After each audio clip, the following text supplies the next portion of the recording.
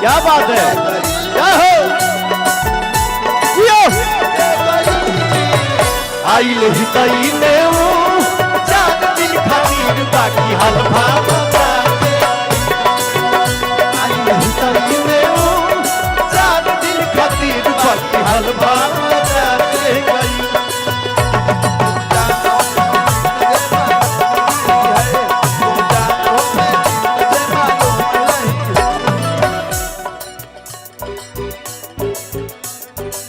हर चीज का देखिए, आज पूना के धरती पे पवन गाना गा रहा बा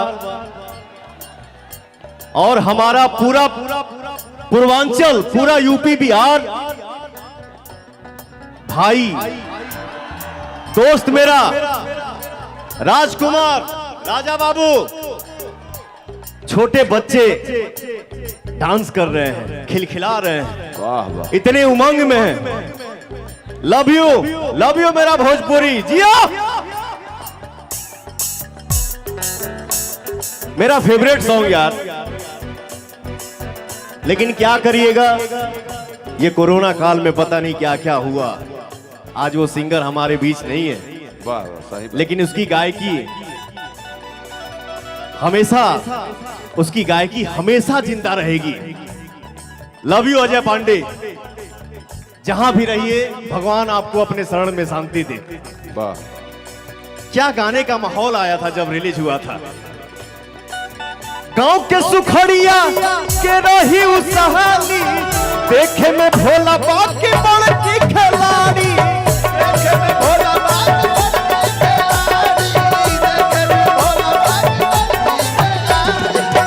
गांव के सुखड़िया के रही उजहली, देखे में भोला बाप की बड़ की खिलाड़ी,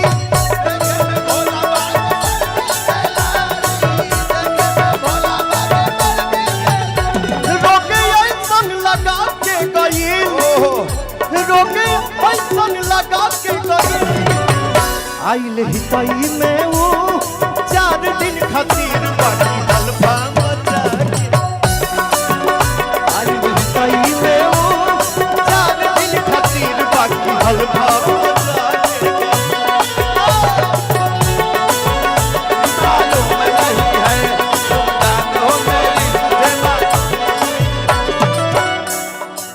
और मौगी का कहतिया मौगी, सोचता नीचे तनहना दान नइखी हो,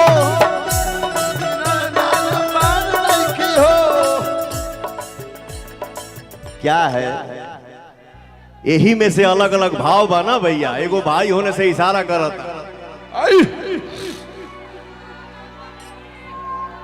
समय समय पे सब दिखाया जाता है, हर वक्त नहीं। सही बात। कोनो चीज समय पर शोभा देला।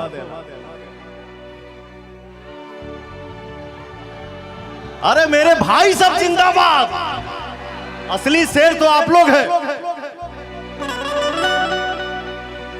सोचता नीचे तनहना दान नइखी हो,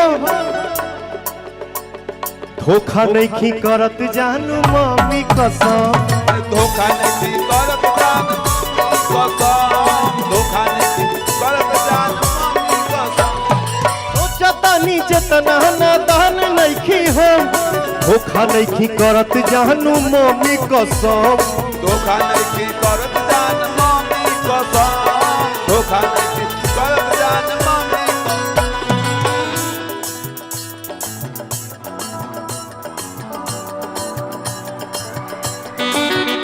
कैसे करे विश्वास रोशन हो बदमाश,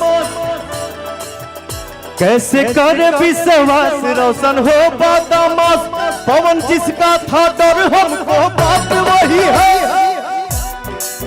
पवन जिसका था डर हमको बात वही है। तुमसा कोई प्यारा कोई मासूम नहीं है, तुम जान हो मेरी तुझे मालूम नहीं है, तुमसा कोई प्यारा कोई मासूम नहीं है, तुम जान हो मेरी तुझे मालूम नहीं है, तुमसा कोई प्यारा कोई मासूम नहीं है, तुम जान हो मेरी तुझे मालूम नहीं है, तुमसा कोई प्यारा कोई मासूम नहीं है, तुम जान हो मेरी तुझे मालूम मालूम नहीं है।